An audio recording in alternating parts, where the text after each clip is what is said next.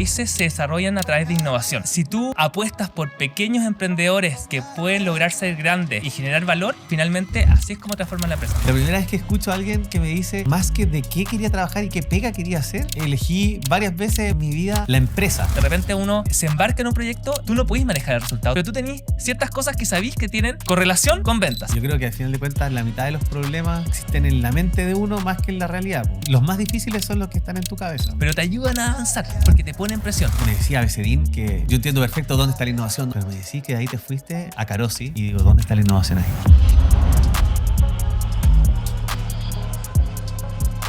Hola a todos, bienvenidos una vez más a Work Hard, Work Smart, el podcast de negocios, tecnología y otras hierbas. Durante los diferentes capítulos voy a estar entrevistando a líderes en las diferentes industrias en Latinoamérica para que nos cuenten sus anécdotas, sus historias, sus aprendizajes en las diferentes industrias para lo que han hecho en su carrera laboral. Mi nombre es Gert Findel, pero lo importante en este espacio son los invitados. En el espacio de hoy les traigo a alguien muy interesante que nos va a pasar mensajes poco esperados. Vamos a hablar de razones para entrar o para salir de una empresa y varios otros consejos que estoy seguro que son muy diferentes a los que salen en los libros. Antes de pasar a presentar a nuestro invitado, quiero agradecer una vez más a Acid Labs por facilitar este espacio y no los hago perder más el tiempo. Vamos directo con nuestro invitado de hoy. El invitado de hoy es Gerardo Zañartu, gerente de Corporate Venture Capital en Carosi.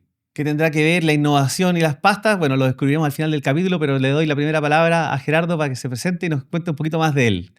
Hola Gert, oye, primero muchas gracias por la invitación. Cuando un emprendedor que crea una empresa de cero a vender 30 millones te invita a conversar, la verdad es que no hay forma que decir que no, así que estoy muy agradecido. Sí, yo trabajo en Carosi actualmente, tengo 39 años, soy ingeniero comercial, pero me he especializado harto en innovación, he pasado por distintas áreas, pero finalmente me he enfocado harto en inversión de riesgo. ¿Y esto es por diseño? O sea, ¿te gusta el emprendimiento desde que naciste?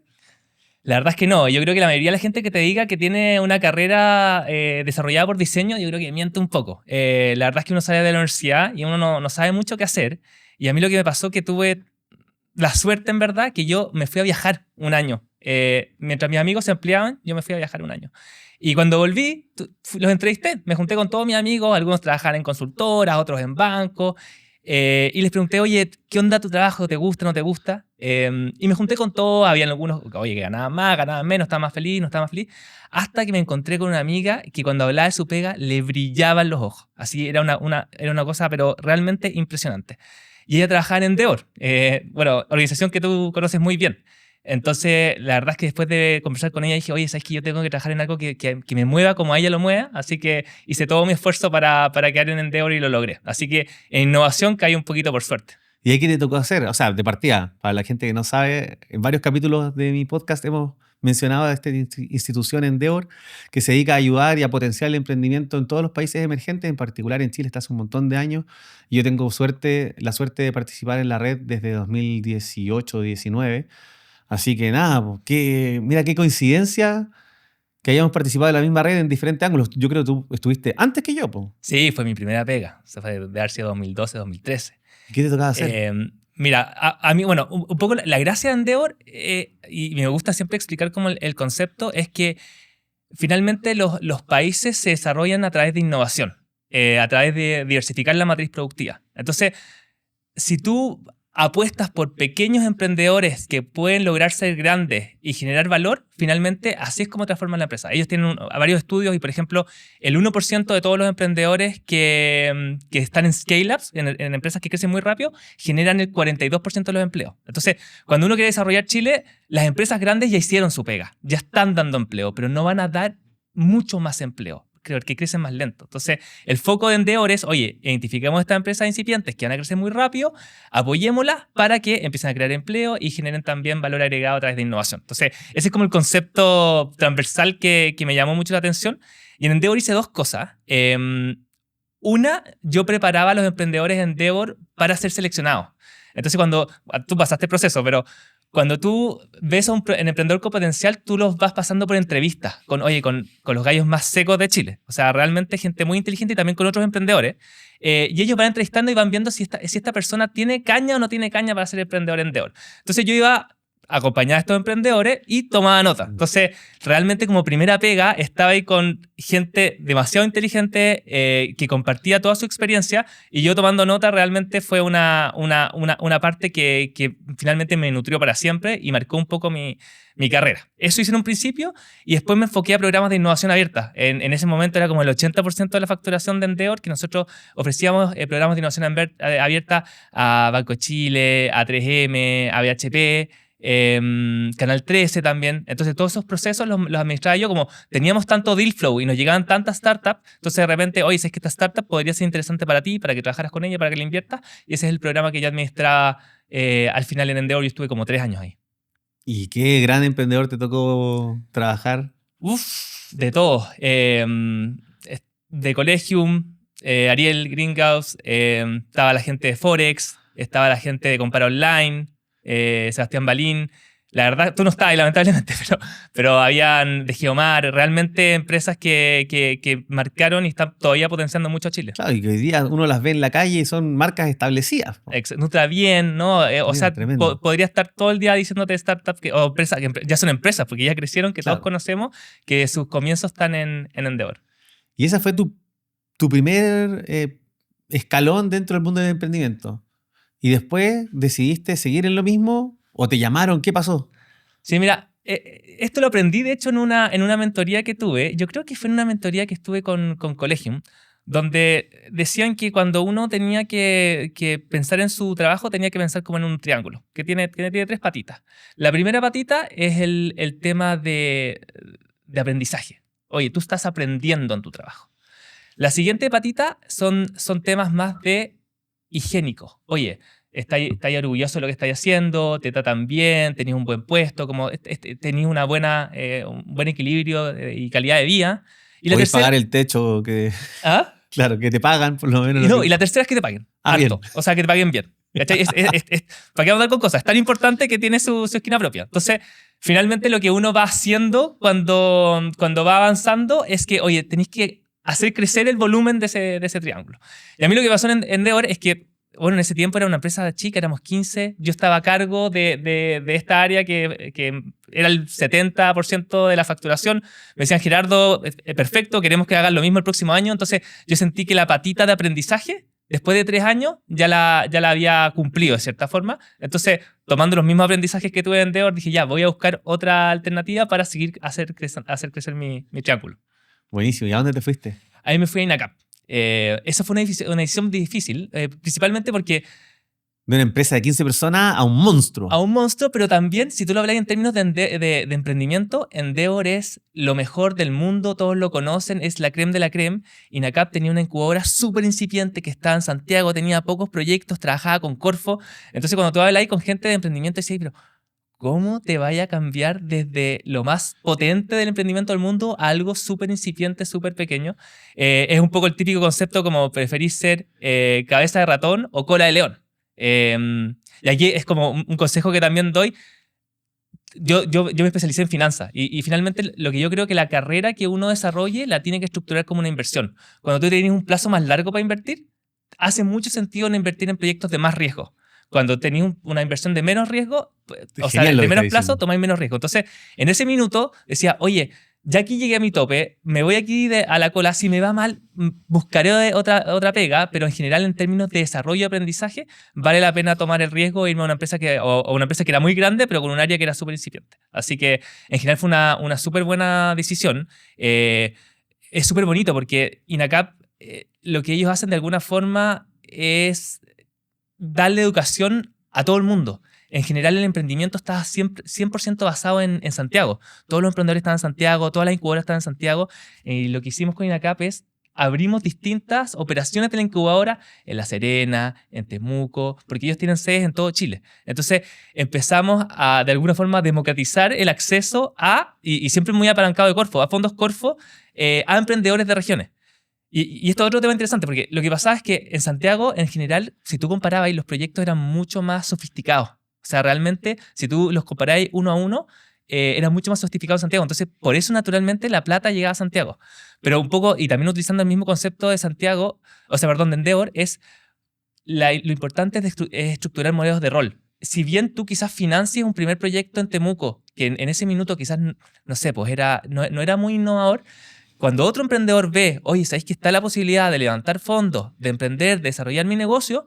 Entonces, ¿sabéis que yo también lo voy a hacer? Y lo más probable es que va a haber más competencia, entonces los que van a empezar a levantar fondos van a hacer cada vez más soluciones más sofisticadas. Entonces, fue súper bonito participar en ese proceso de alguna forma de darle más acceso a distintas regiones, a fondos de Corfo para que desarrollen negocios. Y ahora, en verdad, cuando tú veis, no sé, la hora estuve en Concepción, negocios a la par con Santiago. O sea, realmente forma, sí. el desarrollo de emprendimientos en regiones. Bueno, tú dices La Serena, también en La Serena hay hartas cosas espectaculares que han llegado a tocarnos la puerta. Y eso gracias, yo creo que es en parte con un granito de arena porque nosotros ayudamos a abrir operaciones allá también. Claro, es como típico que te dibujan esta curva de adopción. En general, Endeavor es como un facilitador de los que están empujando, ¿cierto? Ellos reciben demanda y ayudan y facilitan a otros que están yendo a 100 kilómetros por hora. El rol de INACAP en ese caso era más empujar, donde el tema todavía, la rueda todavía no había empezado a girar, como Claro, en o sea, Temuco y La Serena. ¿para qué onda con cosas? Endeavor es relativamente elitista en el sentido que creo que entiendo que ahora tienes que facturar 10 millones de dólares para poder postular. Entonces, eso queda lejos de toda la realidad. Entonces, estas organizaciones más pequeñas que apoyan a estos chicos para que lleguen a Endeavor es súper importante y fue interesante hacer el cambio. Sí, yo ocuparía otra palabra, no sé si elitista. Lo que pasa es que es muy competitivo porque tenemos pocos cupos. Chile tiene pocos cupos a nivel global y estamos compitiendo con todas las startups de todo el mundo. Entonces estamos en una carrera que cada vez Endeavor Global tiene más demanda y para calificar en las rondas y pasar en los International Selection Panels hay que ir a la par de todos los otros países. Entonces hay que facturar más, hay que presentarse con mejores compañías, hay que presentarse y no sé si es elitista, No, no, sí, pero es más selectivo, mucho más competitivo a y eso la me refiero. competencia no es solamente Chile, sino la competencia es con el mundo.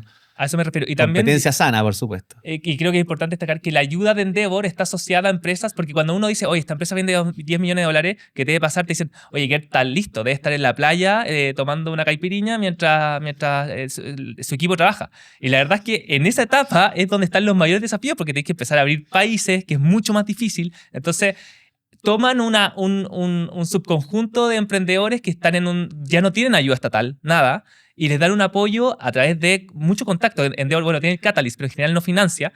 Les da un apoyo que es súper necesario para esa etapa y generalmente son esos emprendedores los que realmente crean muchos empleos. Entonces, ellos hacen su pega muy bien en ese segmento, pero hay un segmento donde está el 99% de los otros emprendedores que requiere de otros instrumentos y de otras Sí, organizaciones. una vez le escuché a alguien de Endeavor que decía que nosotros los emprendedores de Endeavor somos como la clase media del emprendimiento. Están las grandes empresas, la clase media y después, claro, el común de los emprendedores, que por donde pasamos todos, absolutamente todos, y es esa época donde uno está creando algo. Desde crear algo hasta tener algo más o menos que funciona y después esa segunda etapa que es acelerar, vender y después transformarse. O sea, y requiere tiempo, ¿no? Por eso no se hace tampoco en un par de años. Hay que como decir, listo, me quito el sombrero de hacer y me pongo el sombrero de cómo dirijo una empresa. Y es como, requiere un cambio personal. Yo creo que Exacto. lo mismo que pasa también cuando uno está siguiendo una carrera ejecutiva. Al principio uno no tiene idea cómo se va a ver su currículum, está descubriendo lo que le gusta, es lo que conversábamos antes. Tú entraste en el emprendimiento, pero me decías que te hubiera gustado como ver también un poquito más de cosas. Te costó después desmarcarte de la carrera del emprendimiento, como que te quedaste primera pega en Endeavor, segunda pega en INACAP, en el tema también de emprendimiento, la tercera pega. Tercera pega, efectivamente me fui a la Santa María, al 3E, que es una incubadora, pero esta era una incubadora de elite. La Universidad de Santa María, para mí, tiene de los mejor capital humano que hay en Chile y en general ellos invertían directamente con SAF, que eran fondos directos, entonces era como el Real Madrid de las incubadoras y era una patita que me faltaba y me fui para allá. Pero tienes razón, porque efectivamente, cuando uno veía que el triángulo por algún lado fallaba, uno empezaba a buscar pega. Y me daba cuenta que siendo que me iba bien en lo que hacía, en otras industrias no había forma de que tomara mi currículum. No había forma. O sea, Yo creo que este es un tremendo consejo para la gente que de repente se encasilla, no sé, finanza, emprendimiento. ¿Qué pasó ahí? claro, o sea, eso fue lo que me pasó. Que si tiraba un currículum a un lugar asociado a innovación y emprendimiento, perfecto. Y si tiraba un currículum a cualquier otra cosa, daba bote. Y ahí te preguntáis como, hay mucha gente que tiene vocación, pero quizás, y sobre todo los ingenieros comerciales, quizás tenemos menos, porque es un rubro que es un poquito más laxo. Y me y pensé, oye, ¿será esto realmente lo que quiero hacer? O quizás hay otra cosa que no conozco y no, ni siquiera tengo la oportunidad. Entonces, por eso el primer como aprendizaje es como, tu primera pega es súper importante. Porque de alguna forma uno pasa, las primeras pegas uno pasa un tiempo más largo porque está ahí adaptándote.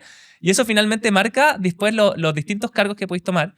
Y a mí me pasó efectivamente que no había opción. Y si bien estaba feliz en emprendimiento, me dio como FOMO, como, oye, ¿qué pasa si es que hay otra cosa que no conozco y me gusta y no voy a tener nunca acceso? Entonces ahí, mientras estaba en el 3IE, postulé a un MBA. Porque dentro de todas las cosas que vi, sentí que eso era una señalización de que yo era una persona que tenía cierto background, pero que tenía también un estudio que me permitía también abarcar otras áreas. Y esa fue la razón por la cual me fui a estudiar afuera un MBA. Para los que no siguieron el concepto, FOMO es como Fear of Missing Out, es miedo de perderme algo. O sea, estoy súper feliz en el emprendimiento, pero quizás hay otra cosa que me gusta más y no la conozco ni siquiera. Exacto.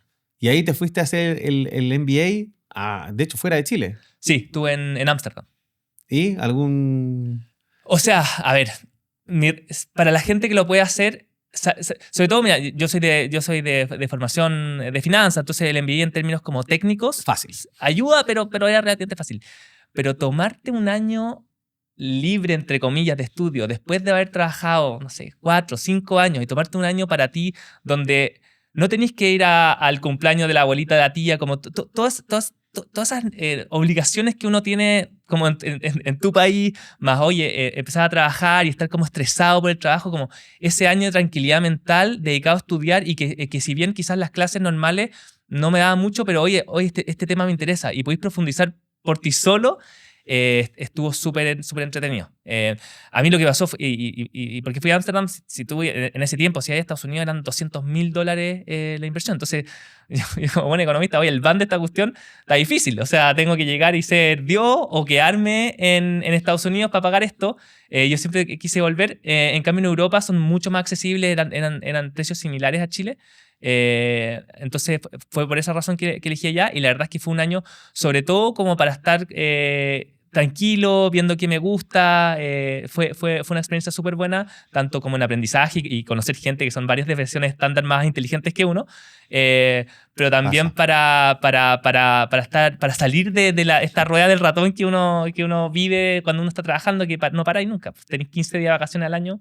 Es duro. Claro, no te da el tiempo suficiente como para desconectarte del día a día. Exacto. Aquí realmente podéis meditar y pensar y ver qué quería hacer. Tuvo muy bueno ese. Tomar perspectiva. Ese es el... Exactamente. Y salir de tu zona de confort. Finalmente estáis en Holanda, hablan todos inglés, pero no conocía a nadie. Viví como en una casa estudiante donde realmente no los conocía. No conocía el idioma. Estaba en un curso donde todos son de otros países. Entonces...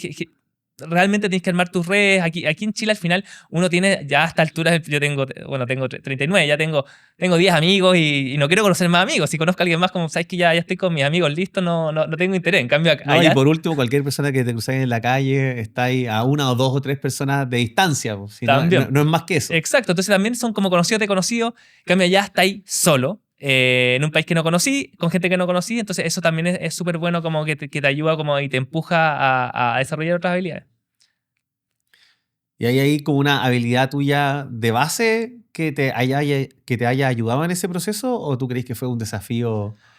Yo creo que fue un desafío, es un desafío. A mí me gusta empujarme. Yo he viajado, no sé, hice el típico como ir a trabajar a un rental de esquí.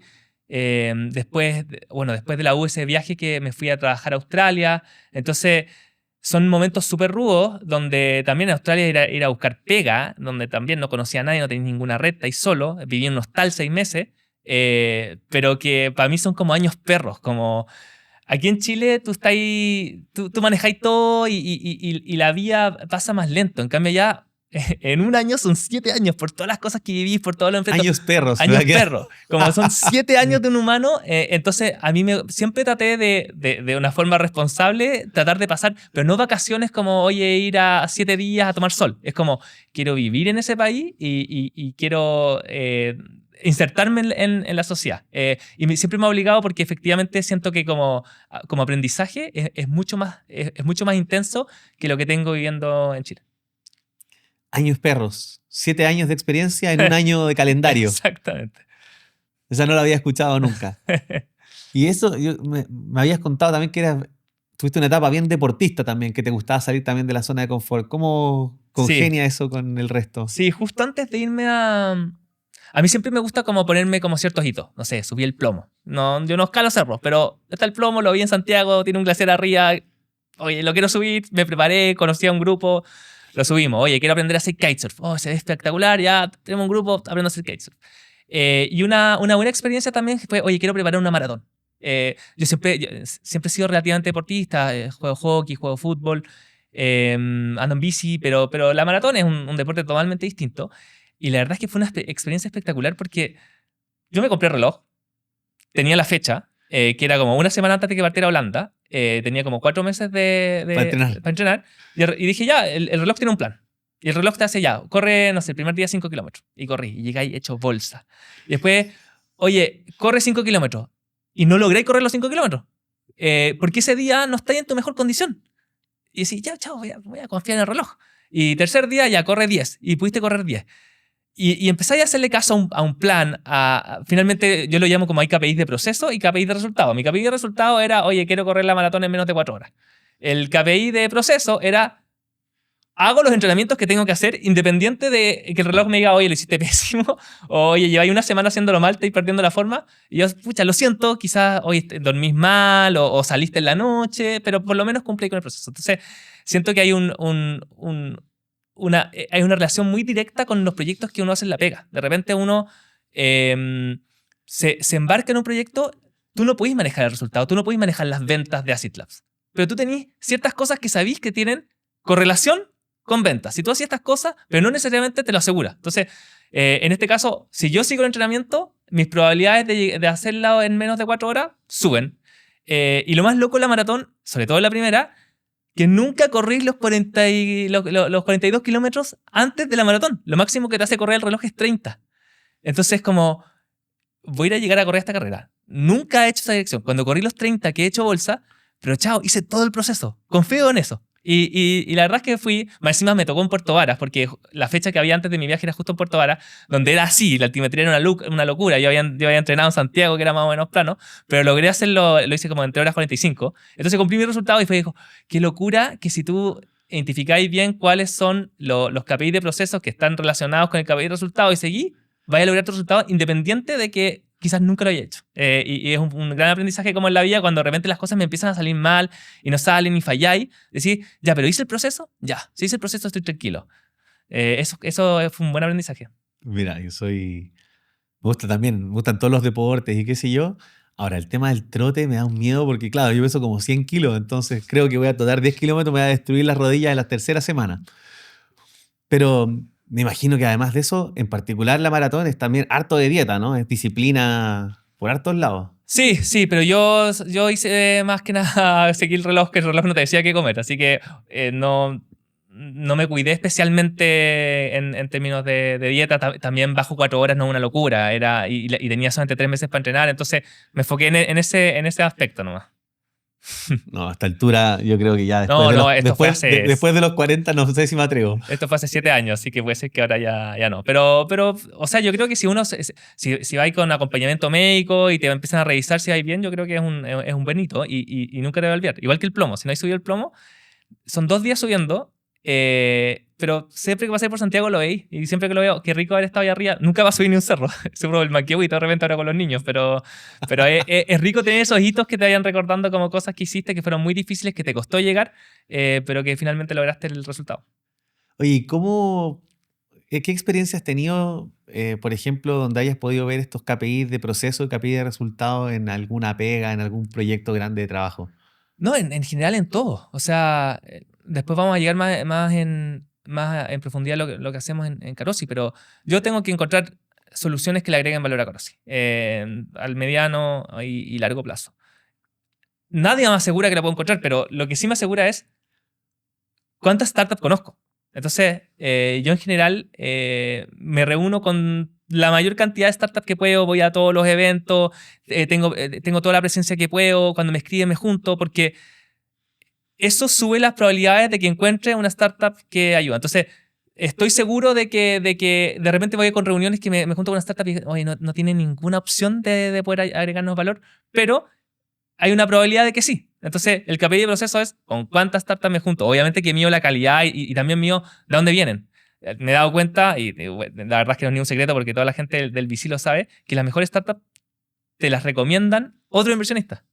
Es muy raro que alguien te toque la puerta de una súper buena startup. Lo más probable, y en general como aparecen, pero en general cuando otro te la recomienda, es muy probable que sea buena. Y eso es lo que pasa. Finalmente, hay ciertos VCs que solamente aceptan a startups que sean referenciadas, o por emprendedores o por otros VCs. No aceptan otras porque en general es la mejor forma de tener deal flow. Y para eso hay que generar redes y conocer muy bien a los otros inversionistas y conocer muy bien a los emprendedores porque de repente también se recomiendan entre ellos. Así que en todo, o sea, realmente en todo lo que hagan es súper importante enfocarse en los KPI de proceso y si no lograste el KPI de resultado, por lo menos estar tranquilo que hiciste el proceso y también darte cuenta de que si hay una correlación. El típico ejemplo de esto es como bajar de peso. Tú querés bajar 5 kilos. Pero finalmente, ¿qué significa bajarte 5 kilos? Es quemar calorías. Quemar calorías haciendo más deporte o comiendo menos. Entonces, si tú solamente puedes controlar eso, pero el objetivo que no podéis controlar es bajar directamente de peso. Y eso se aplica a todo, tanto en temas personales como laborales. Volvamos un capítulo antes, después del MBA. ¿Lograste tu objetivo o no lograste tu objetivo? ¿Hiciste el proceso? ¿Lograste el resultado? Logré el resultado. Me pasó un poco lo mismo que me pasó con Endeavor. Justo hay como un grupo de chilenos que nos conocíamos y justo una amiga fue de viaje y ella trabajaba en la H, la Asociación Chilena de Seguridad.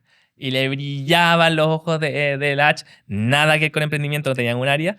Y dije, ya, pues la primera vez me fue bien, como esta gente que le gusta tanto su pega porque efectivamente trasciende más que un simple trabajo, como ya, quiero trabajar en el H. Y postulé como a 5 cargos, de repente me llamaron a una entrevista y empecé como a responder y siempre, Gerardo, tú estás postulando a otro cargo. Como que ellos mismos se equivocaron o no me avisaron y fui a cargos como simultáneos porque estaba postulando a todo porque mi objetivo era trabajar en el H. Y logré, entré al área comercial y se creó como una nueva área de venta consultiva. Como, oye, nosotros hacemos todo un diagnóstico de la empresa y te damos indicadores de cómo vamos a impactar positivamente a la empresa si tú te vas a la H. Algo nada que ver con innovación y estuvo espectacular. Realmente este canal después, como el mío de grandes empresas, era el más productivo de todos los canales pero después de un año nos convertimos en el más productivo. Entonces, y me empezaron a sumar gente. Entonces, realmente, de alguna forma me saqué el bichito como no solamente soy efectivamente bueno para la innovación, si efectivamente tú tomáis cosas que te funcionan, que son finalmente como cosas transversales a distintas áreas. Si te funciona en una área, tú la puedes aplicar a otra y es muy probable también que te vaya bien. Mira, yo entiendo esto de lo de replicar, donde lo que uno es bueno, llevarlo también a los otros lados, pero de lo que me acabáis de contar, lo que me quedo es la primera vez que escucho a alguien que me dice, más que de qué quería trabajar y qué pega quería hacer, elegí varias veces en mi vida la empresa, da lo mismo que cargo. Sí, es que finalmente es parte del triángulo que es la parte higiénica. O sea, si tú te vas a un área nueva, tenés aprendizaje. Y si tú vas a una empresa buena, tenés la patita de la parte higiénica, ya la tenés cubierta. Tenés buenos jefes, te sentís bien. Está ahí la H, que es salud, y salud como transversal, entonces está agregando valor. Entonces, te aseguráis que una patita del triángulo y también aprendizaje, porque estás yendo a una industria nueva, esas dos te las aseguráis. Entonces, a mí me hace mucho sentido como elegir las empresas por qué tan felices están sus trabajadores, más que por el cargo específico. Claro, pero siempre existen excepciones. O sea, me imagino que también tení alguna experiencia donde tuviste un jefe no tan bueno, sin dar nombres, pero si pudiéramos darle un consejo a la audiencia que nos está escuchando, es como qué sí hacer y quizás también qué no hacer. Sí, no, sí, me pasó. Yo estaba en trabajos donde he hecho exactamente el mismo trabajo y lo único que me ha cambiado el jefe y ha sido del cielo al infierno. O sea, realmente he estado muy feliz y he estado muy feliz haciendo trabajo. Y la verdad es que ahí, la verdad es que ahora con perspectiva lo que uno ve es como, y lo vi en otras entrevistas que hiciste de Manuel, de Enjoy, que es un tema de confianza. Que finalmente, si es que tu jefatura no te tiene confianza por ese motivo, puede ser por una buena razón, por una buena razón, la verdad es que se va a caer en el micromanagement, se va a caer en quizás no darte trabajos relevantes, entretenidos, y finalmente tú te empezás a frustrar. Y ahí mi único consejo, la verdad, es salir. Yo efectivamente, dentro de las pegas que tuve, yo me cambié a veces por menos sueldo. Y bajo el mismo concepto, mi triángulo de cosas higiénicas, yo era infeliz, tú vas ahí mucho tiempo en la pega y si realmente, aunque quizás estáis feliz con la renta, estáis aprendiendo, pero realmente tu vida o no le veis sentido o creéis que no estáis marcando la diferencia, no estáis generando valor, es momento de irse, independiente de que tú podáis sacrificar renta. O sea, incluso, esto no lo conté, pero yo cuando estaba en el 3IE yo era subgerente. También hay un tema como de ego. Oye, Sí. subgerente, es súper relevante. Y cuando entré a la H, entré de jefe. Como que hubo una bajada de cargo ahí. Pero efectivamente como no, en la H nunca me hubieran contratado de subgerente porque no tenía la experiencia, venía de otra industria. Entonces, hay ciertos trade-offs que uno tiene que tomar para poder explorar. Y como te decía, si tú tomáis tu carrera como una inversión, tenéis que correr riesgo para poder lograr los objetivos. Y después la idea era, oye, ¿sabes qué? Me voy a validar internamente y ojalá que en algún momento llegue a ser subgerente. Sí, yo creo que nadie se arrepiente, o sea, ojalá nadie se arrepienta de lo que hizo en el pasado, pero es mucho más reconfortante mirar para atrás y decir, mira, tomé diferentes oportunidades, maximicé para estar feliz, maximicé para ganar bien, maximicé para aprender y con eso estar contento. O sea, llegar a los 40 y decir, mira, en verdad el camino ha estado entretenido, ha estado bueno, he crecido y hoy día lo más importante es que cuando uno ya tiene cierta edad, a los 20 está bien de repente comerse una pega que no es tan buena. La meta es llegar a los 40, ¿cierto? Diciendo, estoy donde me gustaría estar. O por lo Exacto. menos en un lugar donde me siento que estoy aportando, donde siento que tengo propósito, etcétera. Exacto, a los 40 tienes que tomar menos riesgo. Tenés que irte Al fondo, ¿cuánto? ¿Ah? Al fondo de. Claro, tienes que cambiarte de la. Es lo mismo que con la AFP, exacto. Irte al DEA a pega que te asegure que vaya a tener, pero para llegar ahí, efectivamente, tenéis que hacer todo un camino donde tenéis que sacrificar de repente plata, tenéis que sacrificar de repente tema higiénico, donde tenéis que trabajar quizás más horas de las que te gustaría, para después, a los 40, tener la opción de optar por pegas Sí, que es te llenen. súper poco popular decirle a la gente trabajen más, trabajen por menos, sacrifiquen. Pero la verdad es así, o sea, pegas buenas hay para todo el mundo. El tema está en que no vas a encontrar la pega perfecta para ti a la primera necesariamente. Se necesita exploración. Sí, y también considero que es parte de la parte del aprendizaje. O sea, a ver, y esto sale en todos lados, pero las grandes subidas de sueldo nunca van a venir por tu pega actual. O sea, tu pega actual te va a pagar X y quizás si lo haces muy bien te va a subir 5 o 10. Si tú quieres pegarte un salto más grande, normalmente tienes que subir de pega. Y eso creo que es un problema que tienen como, y yo creo que no es nacional, yo creo que es mundial. En general, muy pocas pegas eh, te van a subir el sueldo de forma importante, pero sí la competencia lo va a hacer. Entonces, finalmente, se les va talento muy bueno por alguien que quizás que estaba generando mucho valor, pero que por políticas internas no pueden retenerlo. Y ahí se empiezan a ir talentos. Entonces, ahí hay un trabajo como de recursos humanos, no sé cómo solucionarlo, porque obviamente hay política y sería raro que alguien subiera mucho y los otros no, podría causar problemas internos. Pero mucho de la fuga de talento o por qué uno de repente salta mucho de pega es por tema de aprendizaje, tema higiénico, pero también es mucho tema de Luca porque la única forma de darte un salto importante es cambiándose en general. Como digo, yo me he cambiado por menos, no es como el driver principal, pero en general si hago un promedio, los saltos que hubieron fueron siempre por un cambio. Sí, yo creo que alguien que tiene que tomar el riesgo, la forma más fácil de tomar esos riesgos es con compensaciones más, modelos variables, fijos más variables, qué sé yo, y apuntar mucho a los resultados. Ahora, hay empresas que están dispuestas a arriesgar más pues, y pagar partes bases más altas y efectivamente, yo creo que... Pero yo creo que internamente, no sé si es que le pegan un salto a alguien... Porque claro, hay pegas que pagan más, pero de repente hay talento que no retienen, ¿cachai? Que no están bien vistos internamente. Quizás los gringos son mejor para esto, que les dan acciones y cosas así. Aquí se ve menos, siento yo. Sí, puede ser, bueno. Pues yo creo que ahí tienes que contarme tú más a mí porque yo no soy especialista en Es mi temas... visión personal, quizás pasa, pero es como lo que yo he visto. Oye, y después de la H, ahí sí... ¿Qué Claro, pasó? claro. Ahí, claro, me hicieron una propuesta que no pude rechazar. Me llamaron de ASIN y me dijeron, oye, tenemos un fondo que queremos abrir. Era un fondo, creo que eran $5 millones.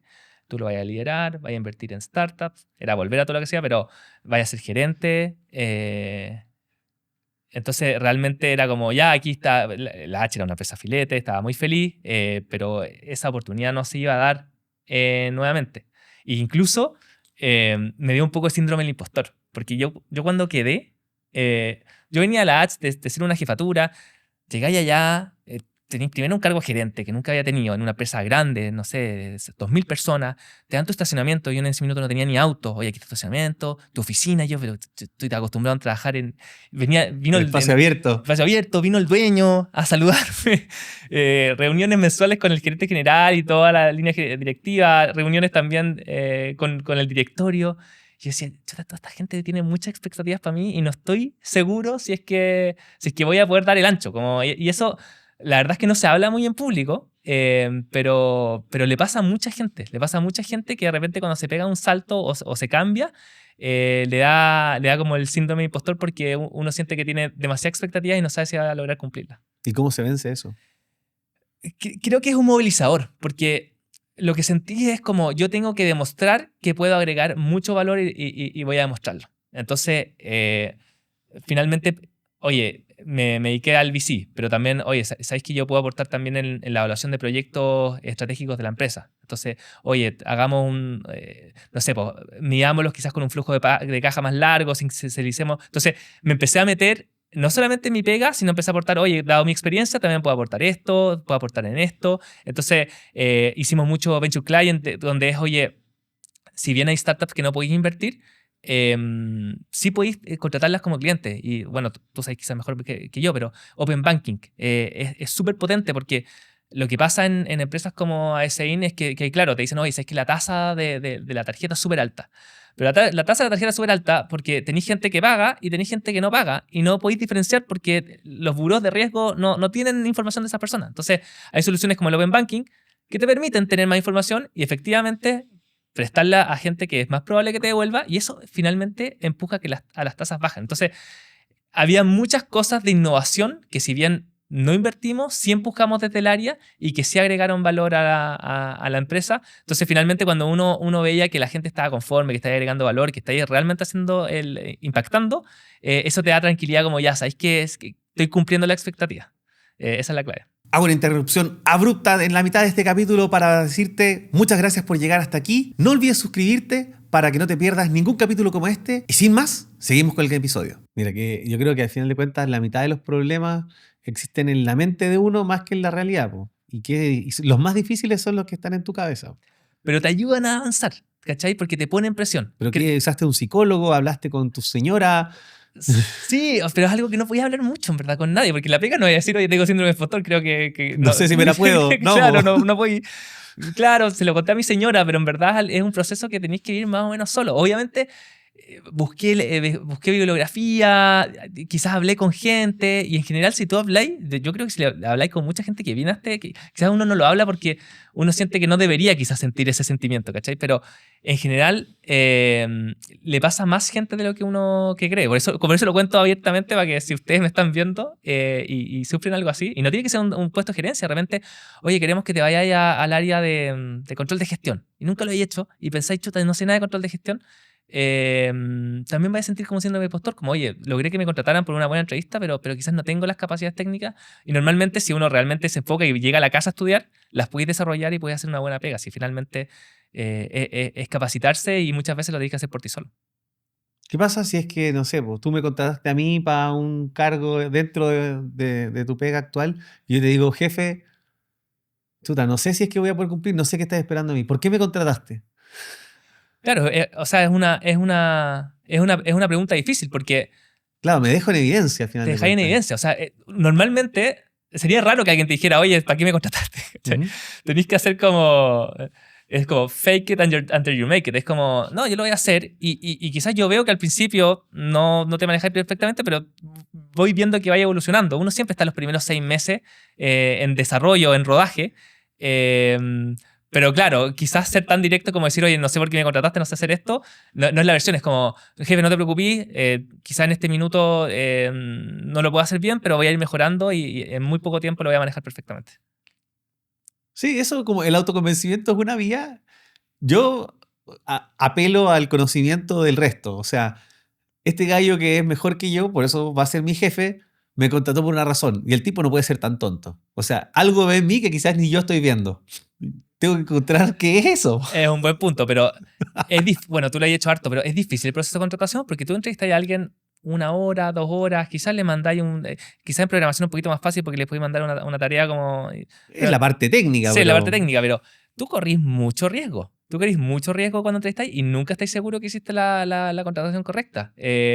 Entonces, es difícil, como, ¿por qué me contrataste? Bueno, porque efectivamente te desenvolviste bien, pero yo te contraté, pero no estoy seguro que seas capaz. Yo no, creo, nadie, ¿no? nadie está seguro del Por futuro. eso, Pues, pero sino... el proceso de contratación es súper difícil, a mí me cuesta harto. Y después te fuiste, bueno, yo me decía Becedín que la industria del retail es una cuestión que venimos trabajando en Acid Labs hace como 10 años, entonces yo entiendo perfecto dónde está la innovación, dónde está la tecnología, dónde están los riesgos, toda la colaboración con las startups, es algo que yo mismo me tocó ser startup, integrar startups en el retail. De hecho, Abecedín fue cliente mío, Falabella, Ripley y todos los otros también. Entonces, me decís innovación en Abecedín, la veo clarísima. En temas de pago, de riesgo, de caja, de tienda, transporte, surtido de productos, qué fabricamos, qué compramos, cómo nos abastecemos. La entiendo. Pero me decís que de ahí te fuiste a Carosi y digo, ¿dónde está la innovación ahí? Sí, bueno, Hacer fideo. es una pregunta que me pasa harto. Ahora, en ASI no era tan claro porque justo en ese proceso después nos empezamos a fusionar con la Polar. Así que el departamento de innovación desapareció y se convirtió en la oficina de integración. Así que no estuvo libre de tema y contingencia. Pero esto me pasa harto tu pregunta de Carosi y normalmente cuando hago, a mí me toca mucho de repente exponer y pregunto, oye, ¿qué creen que hace Carosi? Y el 60-70% creen que hace pasta. Sí, principalmente pasta.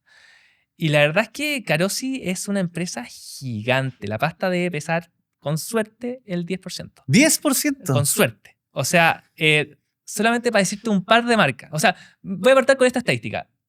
El 99.6% de las casas, la tuya, tienen un producto Carosi en su despensa. Estamos hablando desde que partimos con Carosi, tenemos Costa, tenemos Vivo, tenemos Ambrosoli, Masterdog, Selecta, Miraflores. Estamos en 25 categorías, en las cuales 14, y categorías de alimentos, cosas que consumimos a diario, en 14 somos número 1 o número 2. Como ya tenemos todo el mundo de alimentos, tenemos todo el mundo confite. Helados, Bresler y San Francisco, también de Carosi, locura. Y en el área agro, el 11% de todas las hectáreas cultivadas en Chile le venden a Carosi, tan relacionada a Carosi. Entonces, es una empresa de 2 billions, es una locura. Entonces, si Algo me bien, comentáis del ketchup.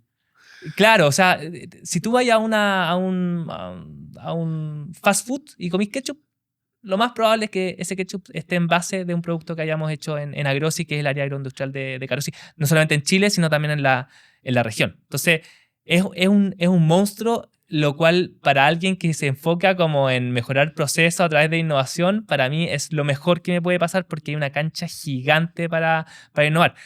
Carosi en sí es una empresa muy innovadora. O sea, lanzamos SKUs 170 al año, pero innovaciones deben ser 50. O sea, un producto nuevo una vez a la semana. O sea, una empresa que tiene un ritmo de innovación en producto muy potente. También somos muy buenos para el M&A.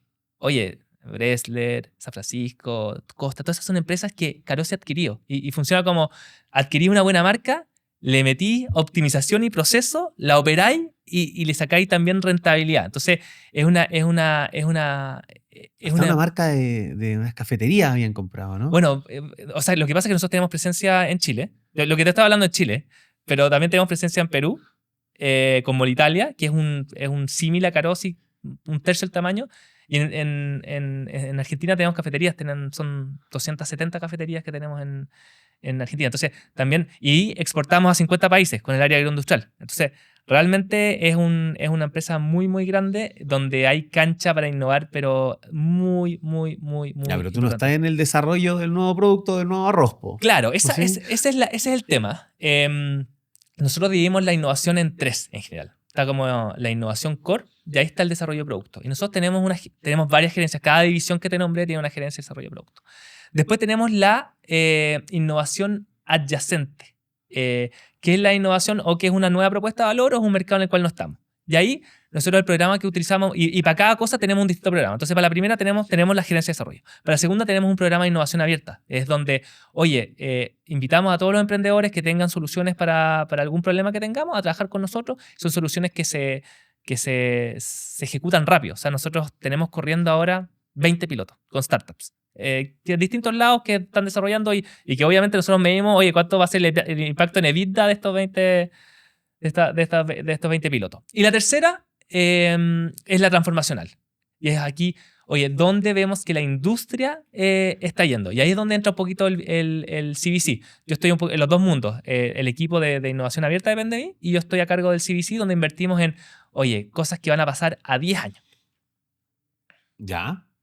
¿Qué va a pasar a 10 años en la industria? Eh, Si es que quedan personas después de la takeover de la inteligencia artificial. No, o sea, el mundo de la innovación en términos de alimentos es realmente alucinante. Nosotros, o sea, vemos desde edición genética de semillas.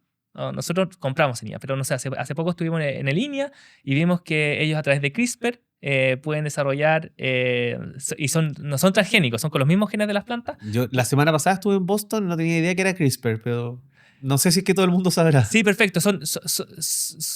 Es como editar genéticamente, se llaman como unas tijeras, con sus propios genes,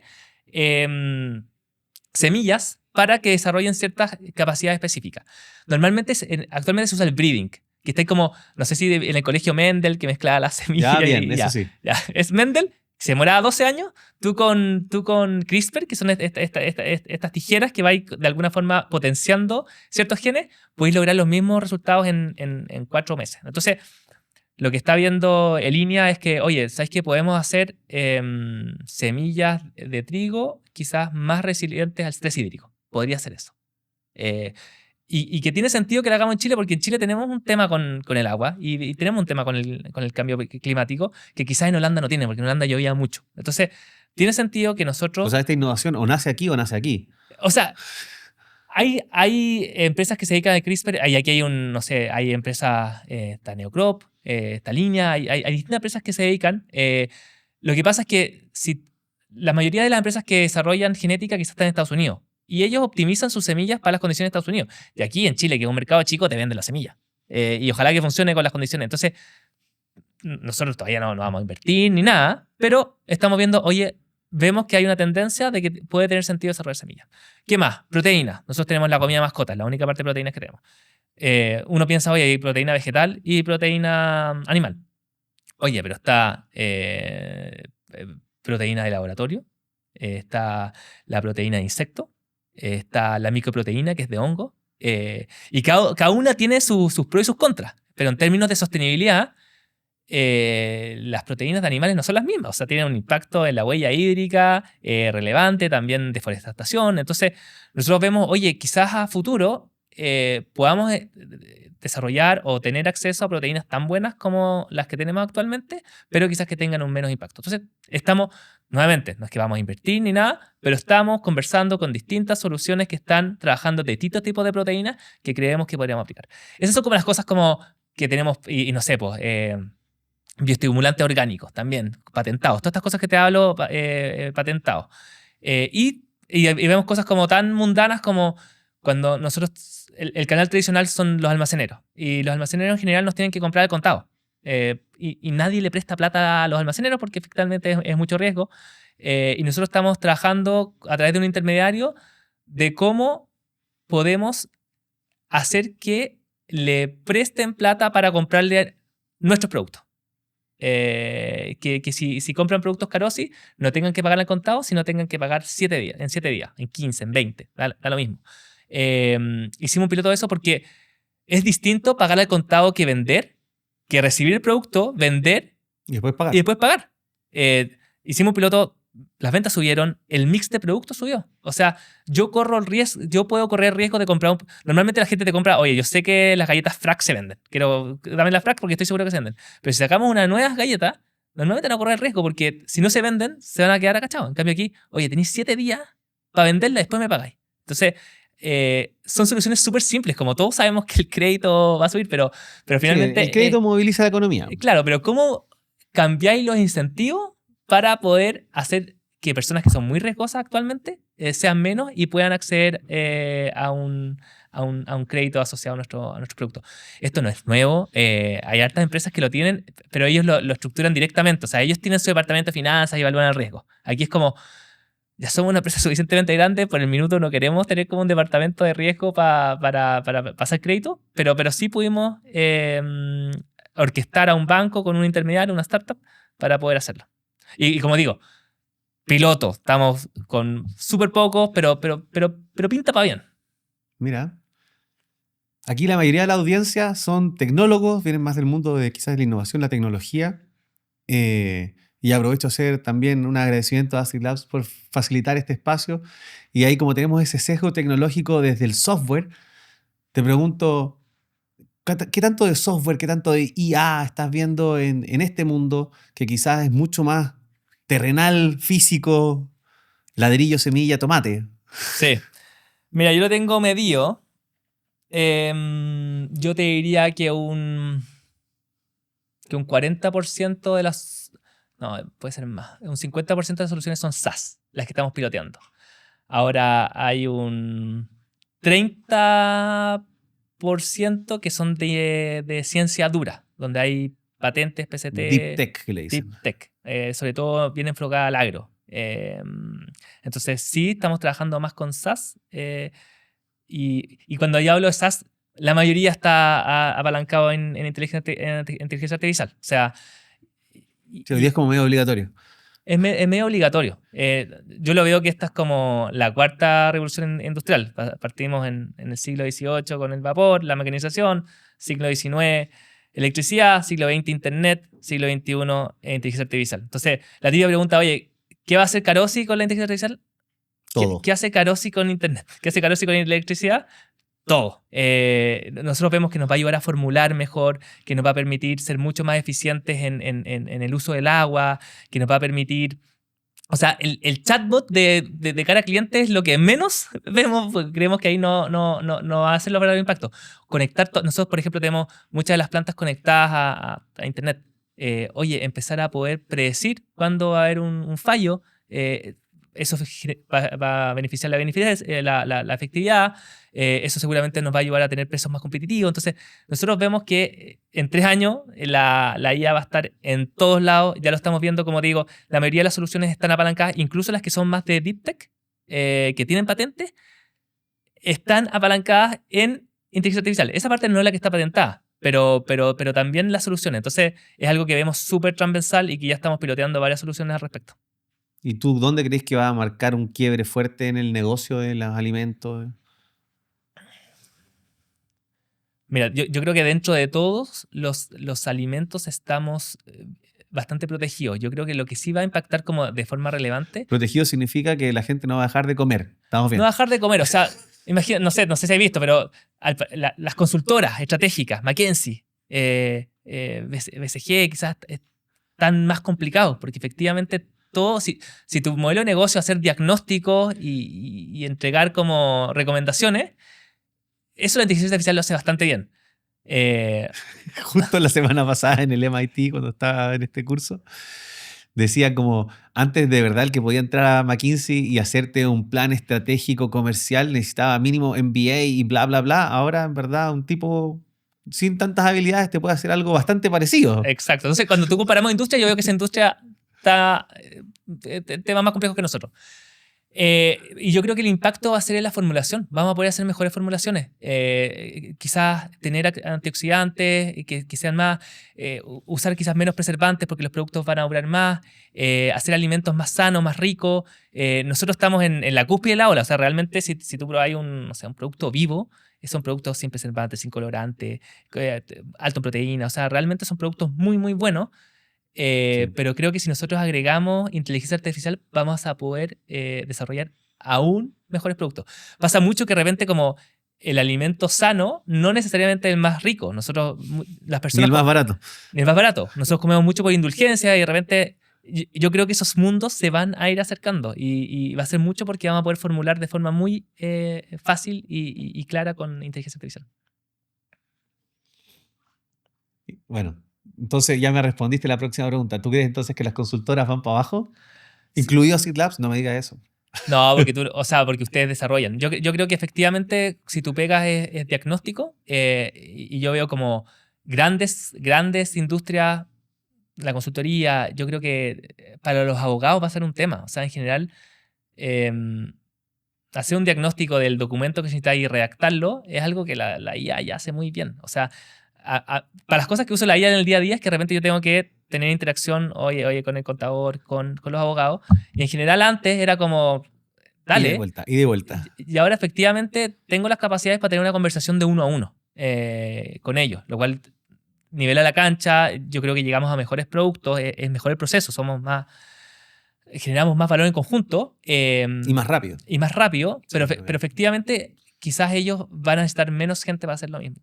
Y espero que también, como lo decía la Dani de Soymac, en temas de salud, o sea, hay muchos doctores que se dedican a ver, oye, imágenes, los radiólogos. Esto es muy probable que la inteligencia artificial lo pueda hacer mucho mejor. O a mí, de repente, no sé, a mí me sacaron un pequeño melanoma, no sé. Es muy probable que con una foto una máquina lo pueda hacer mucho mejor y eso finalmente va a permitir que mucha gente que no tiene acceso a estos especialistas, Chile es muy difícil encontrar, no sé, oftalmólogos, que a través de inteligencia artificial podamos por lo menos hacer la parte del diagnóstico automática y después tener a los doctores quizás solamente enfocados en la parte del tratamiento y eso va a hacer que finalmente agregar un valor gigante a la sociedad. Sí, también creo que todas estas cosas van sumando de a poco. Partimos con todos los casos de éxito como medio fancy, bonitos y qué sé yo, pero que son nice to have. Pero las cosas que de verdad le aportan vienen llegando de a poco ahora, con la medicina, con los alimentos, espero que con la construcción y qué sé yo. No, tremendo. Oye, se nos está acabando el tiempo en el reloj. No sé si es que nos quieres contar alguna anécdota de cierre, porque como te decía, esta audiencia en general está como súper atenta a todo lo que te ha pasado, pero también estos consejos de repente para ayudarlos a entender cómo moldear su carrera. Ya nos dijiste, las cosas no se pueden hacer tan por diseño, entonces prefieran la variedad, sean curiosos y vayan moviéndose en este triángulo, ¿cierto?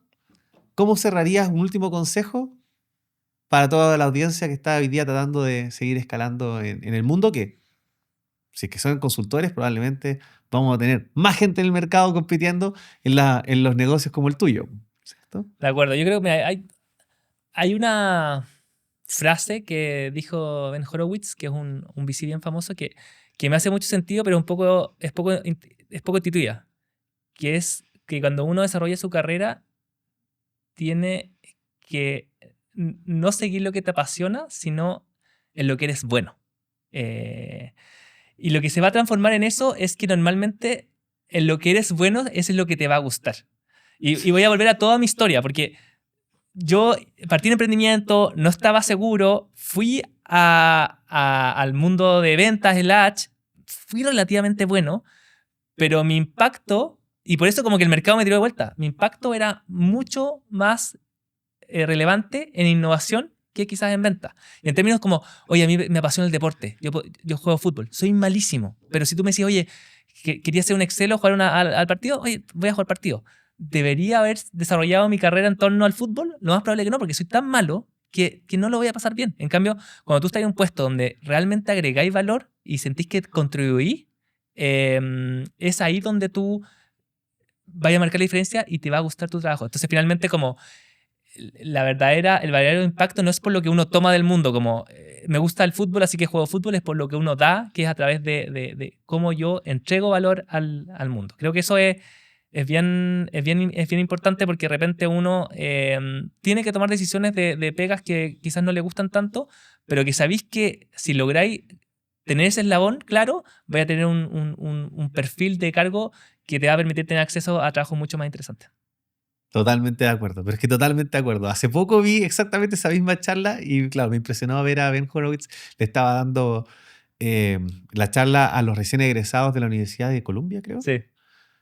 Y les decía esto. Buenísima, es totalmente constructivo. Todos te dicen, oye, sigue tu pasión. Exacto, No yo lo sigas encontré tu buenísimo pasión. y de hecho tenía pendiente en la cabeza como reflexionar al respecto. Qué bueno que vino de forma natural en el podcast. Nos quedamos entonces con los aprendizajes de Gerardo, todos los consejos que nos dejó, los de Ben Horowitz y mucho más. Y te quedo, la última pregunta del podcast siempre es, nos encanta escuchar a Ben Horowitz y tus opiniones. ¿A quién más deberíamos tener en un próximo episodio de este podcast para escuchar otras perspectivas, otras anécdotas y otros caminos? Sí, mira, yo he visto casi todo y en general hay tomado harta gente de empresas grandes. Sí. Está Enjoy, Sodimac, Cencosud, Carosi, Walmart. Pero hay un perfil de ejecutivo que es súper interesante, que son personas que no son emprendedores, pero que trabajan en emprendimientos y han pasado de emprendimientos chicos a emprendimientos que han escalado. Que es un lado de la moneda que es súper interesante, que es una opción súper válida como carrera y son pegas que pagan igual de bien, que son más entretenidas. El perfil que conozco bien de ese lado es Camila Cangas. Camila Cangas trabajó primero en Forex, que fue Capitaria, después en Global 66, y ahora está de VP de Sales en Kipu. Y ella yo creo que podría Siempre ser... en el mundo fintech. Siempre en el mundo fintech, y empresas startup que partieron chicas, escalaron mucho, puestos súper importantes, y ella tiene unas historias de guerra muy entretenidas, así que te la recomiendo de todas formas. Nada, buenísimo. Entonces nos quedamos con eso. Muchas gracias a todos los que llegaron hasta este momento en el capítulo. No olviden suscribirse, darle like.